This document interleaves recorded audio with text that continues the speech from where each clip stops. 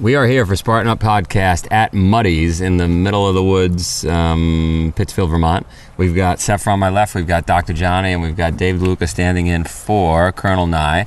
And we've got Earl Granville today. He was injured at war, and as well as some other things that went on with his life, which we'll get into, which will blow you away, but came out of it with a smile, strong, tough as nails, gets stuff done, inspires others, motivational speaker. I think you guys are going to love this one.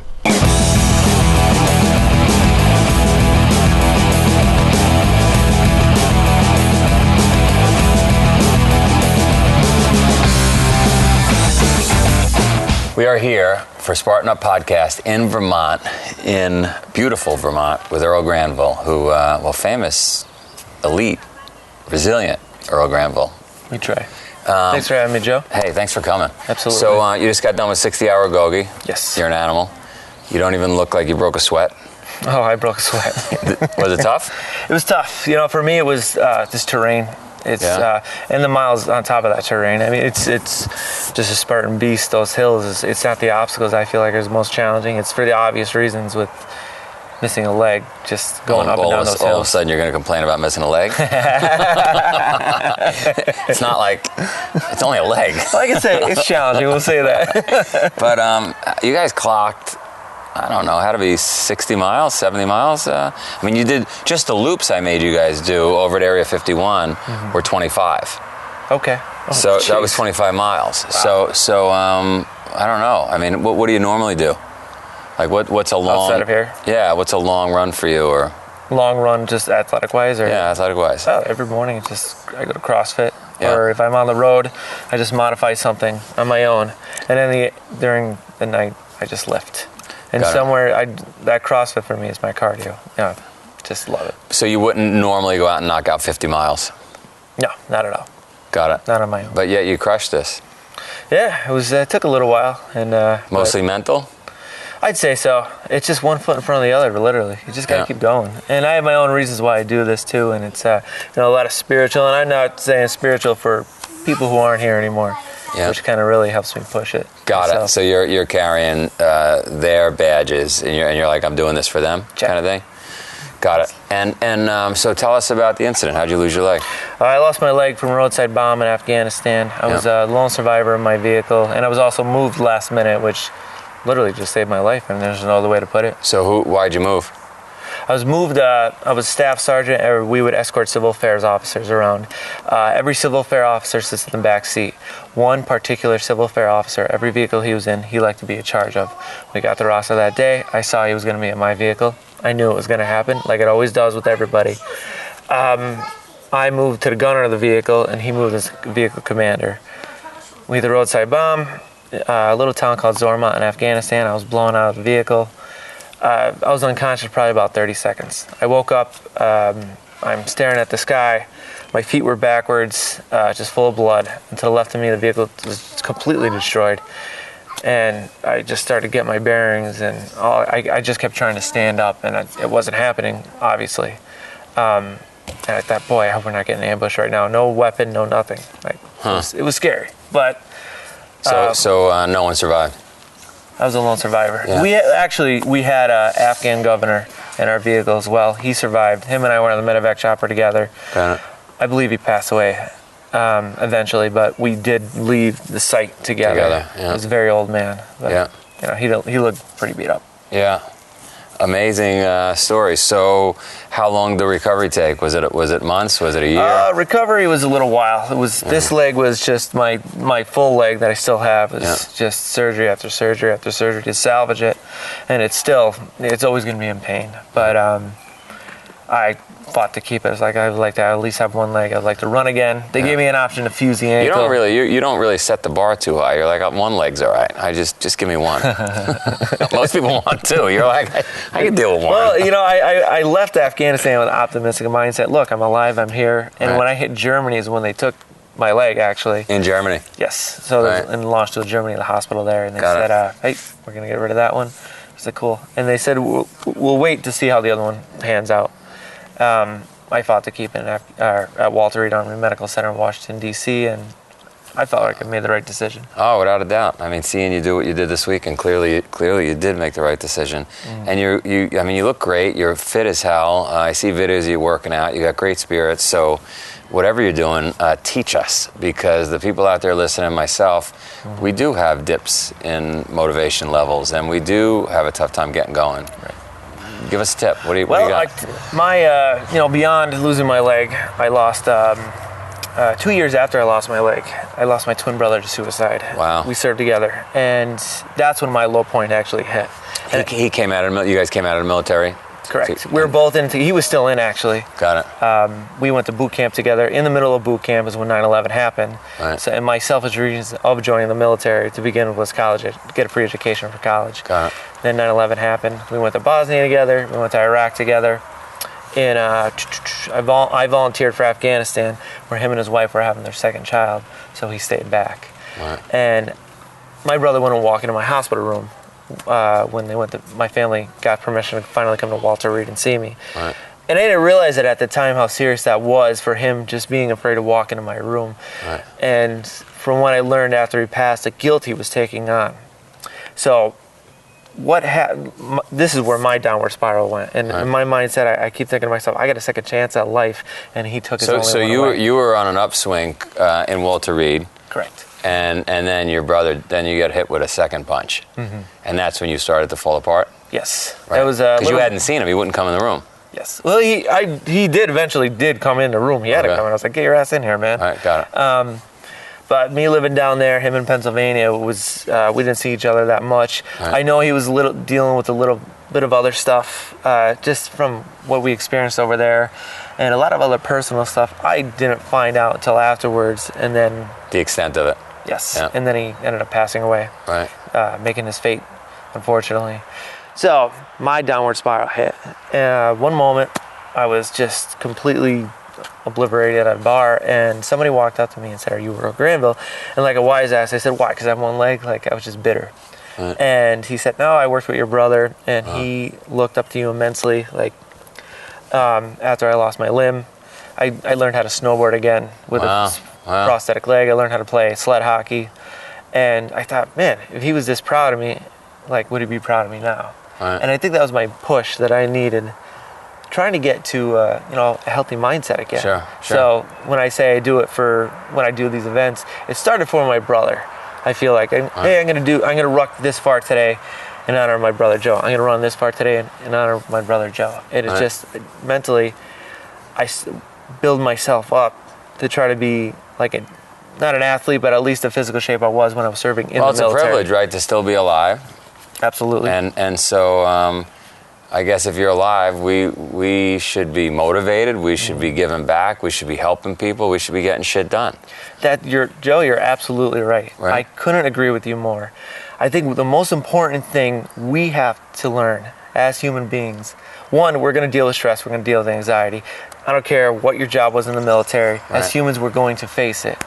Two, we have to learn to take care of those stresses and anxiety. I had to myself by getting counseling, and also the biggest push for me, I feel like, is getting physically active again. Yes, I said I'm doing this for my brother, but in reality, I think I didn't realize how much I was doing it for myself and how much I enjoyed it again. Sure. And you have to inspire others, I feel like, so they can inspire somebody else. No, that's true, right? 10x. We've got to. We can't just be focused on ourselves. Absolutely. Otherwise, what are you doing here? So if you could inspire 10 people and the multiplier effect, and all of a sudden you're moving the world. Absolutely. And you're doing it. I mean, you motivate me. You obviously motivated Mary, and she was like, "You can't do anything tonight. Don't eat dinner. We got to interview Earl." So we're interviewing Earl. Well, thank you for having me. I hope you're not sitting still while you listen. If you are, you better get a burpee break in. Hi, this is Marion, the show's producer. Sometimes you hear me making comments in the background, but I'm usually not on the show. This week, I want to tell you about Joe's new book, Spartan Fit. It's coming out in August, but you can make a commitment to yourself now and pre-order it. And we all know from listening to the show how important making that commitment is. Inspired by the legendary warriors of Sparta, Joe shows how anyone, any age, can get Spartan Fit without a gym membership or a fancy diet. If you've been listening to Spartan Up, you already know that being a Spartan is about more than being physically fit. It's about embracing a way of life that prepares you for whatever lies ahead. This book offers Joe's 30-day plan based on a 7 pillars philosophy: endurance, strength, athleticism, recovery, nutrition, mind, and code. Join the Spartan Revolution. Pre-order now at SpartanFitBook.com and save 25% with the code FIT25. So I can't even believe we're making you stand after having him stand for 60 hours. This is Marion. Don't blame me. You're a motivational speaker. Sure. What points do you hit other than the stuff we covered? What did we miss? Well, I do talk a lot about mental health, especially in today's military. I feel like the way how the military works is, we're in this mindset of, mission first, mission first, mission first. And, we're a big bad Army Ranger or we're Recon Marine or whatever it is. And we forget to turn it off and realize, look, man, we're fucking human. We're going to deal with stress. We're going to deal with anxiety. Something we talked about a little bit. Sometimes you have to take off that football jacket like Uncle Rico and realize, look, I need to get myself help, whatever it may be. Especially when you take those boots off. Because I feel like a lot of these guys who deal with this mental stress is when they lose that purpose. Right. You're in your glory days of being in the military, you're going to war and you're coming back, you have to take those boots off for whatever reason. If you have to or you choose not to or whatever it may be, you get lost. What do I do with myself now? Sure. You have to find a new sense of purpose, I feel like. And I don't give a shit if you're managing a 7-Eleven. Sure. Something to get you up out of the day. And outside of that purpose, we have to find a passion. If work isn't your passion, if it is, that's great. That is amazing. Hey, good for you. If you don't have a passion, find something else. What makes you motivate? What motivates yourself? Sure. Whether it's working out, learn how to play a musical instrument, anything. Something you enjoy to do every day. Sure. For yourself. Have you looked at our Spartan X program? I have not. Let's email each other. I'm gonna send it to you because I think you're gonna like it. It's basically online coaching, 10 modules that it starts with that, right? If you don't have purpose, if you don't know where you're going, how are you gonna get there? Exactly. Right? You gotta have a reason and a place to go, to focus on. And a lot of things I like to mention too is you can't stay in your comfort zone. You have to step out of that. I've heard that before. If you well, gee, I wonder where. Well, I feel like a lot of the guys, and this isn't just the military, this is just society in general. Sure. You get in this lack of depression and you don't know what to do yourself and you have this heavy weight holding you down. Right. And staying there is not going to help you. Right. If you're happy where you are, then don't do anything.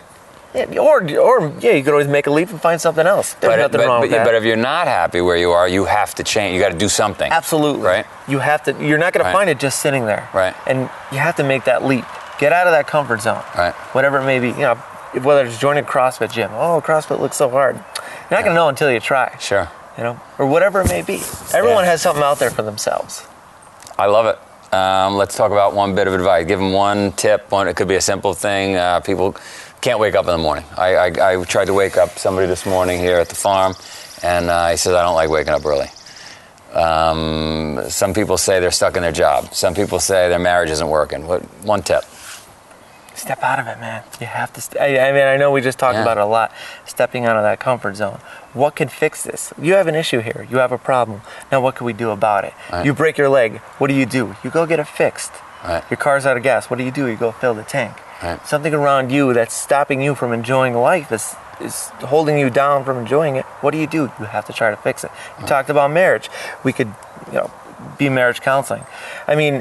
Or maybe this, and I never really talk about stuff like this, maybe the marriage isn't for you. Can you get a healthy divorce? And I know that's weird to say, but hey, it happens. Sure. You have to do it sometimes. You've got a lot of followers. I hope we don't see a spike in divorce rates now that you've said that. Everybody's getting divorced. We don't know why. Earl said it. It's okay. Well, whatever it is, sometimes for yourself, Right. I don't want to say be selfish, but in a family situation, sometimes if it's not working, sometimes you have to maybe make that leap. What's best for you? What's best for your spouse as well? Sure. Hey, maybe it just doesn't work. I'm convinced that you might have had a stunt double do the race because you look way too fresh. You're talking with clarity. Something's wrong. Anyway, you're awesome. Joe, thank you for having me, man. Oh, my Very pleasure. much. Thanks for coming. Absolutely. All right. That was great. How awesome was that? Yeah, incredible. He is such an inspiration. I mean, at the end of 60 hours, I'm interviewing him. He looks clean as can be, fresh as can be, happy as can be. I'm wobbling trying to interview him, as you could see. And boy, what a story, right? He loses the leg. He fights to keep the other leg on. Mm-hmm. His brother doesn't want to come into the hospital room. His brother kills himself because he's upset, right? All that is weighing on Earl, but Earl doesn't let it get in the way, right? Because the obstacle is the way. The obstacle's the way, right? Yeah. He just pushes through. He's such a nice guy. Yeah. His morale, his conversation to everyone around him is so positive and such a good manner and way. He was a real pleasure to be around, and he's doing a lot to inspire a lot of people. So his brother was a twin brother. He was his twin brother. Yeah. So something that he gets, and we've had different guests have talked about it, but for him it's obviously such a visceral thing, is what is. Like, he gets that he can wish it away all he wants, but his situation today is exactly what his situation today is. Right. And so rather than just accepting it, he's really embracing it, right? Like, it's not just like, oh, well, this is a lot of been-handed life. It's like, hey, here's where I am. This is what I have to work with. What am I going to do with this? And a conversation I actually had walking right through here with another guy, Noah Galloway, who had completed a death race. Mm-hmm. And I was walking with Noah, and he is missing an arm and a leg. And he told me that for a couple of years, every day he'd look in the mirror and he'd think, poor me, I'm missing an arm and a leg, and this is my lot in life. And one day he said, what the hell am I thinking? I have an arm and a leg. What can I do with this? And you look at what he's gone to accomplish, and so many races have come through, and we meet so many incredible adapted athletes at Spartan Race and at Agoge and things like that. We're meeting the ones who've already gotten through that process of, the steps of grief, and they've come out the other end very, very empowered. And there are a lot of people who maybe it's a more recent injury, or maybe they just haven't got that far along, but the opportunity to showcase people like this so that somebody else in a similar situation will look and say, hey, you know what? Man, if that guy can do it, I can do it.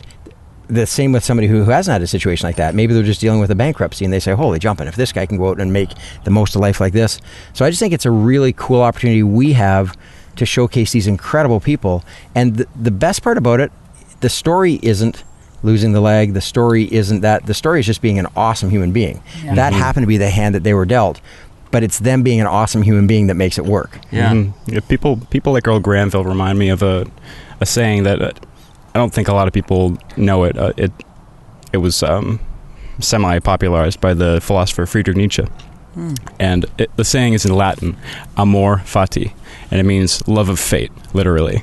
And people like Earl Granville remind me of this because what it means is you not only accept what is necessary for you to become who you are. You embrace all those difficult steps, even if it means losing a leg, terrible injury, PTSD. You accept that those are the steps you need to take in order to reach your potential. And Earl Granville is doing such a superb job at showing the world of the meaning of that phrase. So those of us people that are more fortunate in that we haven't gone through that should probably accept Wi-Fi not being on the plane that day, or coffee being too cold, or car not starting. Yeah, whatever it takes, really. Absolutely, although a lot of people in Earl's situation will say that they're very fortunate for that to have happened. I have a great friend back home, a guy named Chris Bourne, terrific guy, hit by a train crossing to go water skiing one day in his Jeep, paralyzed from the waist down. And he'll tell you that his life has ended up being infinitely better than he thinks it ever would have been, because he has a very clear purpose. He's out there as an advocate for accessibility. He's just living his life to the fullest. And I've heard a number of people have said that. They've said, hey, you may say, poor me, but I wouldn't wish it away, because everything that I've become since is because of that. So so I'm not to challenge you. You're exactly right that if he can find the best in that, then you can find the best in a plane that doesn't have Wi-Fi. The only thing that I'd say is when you say we're more fortunate, some people are very unfortunate in that they're never tested. They go through a very simple, bland, plain life where nothing bad ever happens, and they come out the other end. I like to challenge my coaching clients where I'll say, we've been brought up in this world where we've been taught, try and make everything easy. Try and make everything easy. Studies can get a good job, so you can have a good pension, so you can have a nice house, so you can have a car that works. And right, would you watch that movie? No, you're right. I wouldn't pay to watch a movie of that life. I'd pay to watch a movie of the life of Earl. Right. So all these things that happen to us that actually make our life interesting and textured and rich, I think sometimes it's actually great fortune disguised as tragedy. The thing about, sorry, Joe, do you want to go? No, go ahead. Okay. The thing about a life where you're never challenged is that it's never necessary for you to find out your purpose because you have everything given to you. You don't need something driving you. But I think the reason why something like a terrible injury can actually be really meaningful and fortunate for people is because, you know the saying, if you have a why, you can go through any how. If you have a purpose, Frankel. Yeah. If you have a reason, you can pretty much go through anything. But if you don't have a reason to have a reason, if you don't have a reason to find your purpose, if something's not pushing you to your limit, you're never going to look for it. You're never going to think that you need one, and then you're going to have that bland life.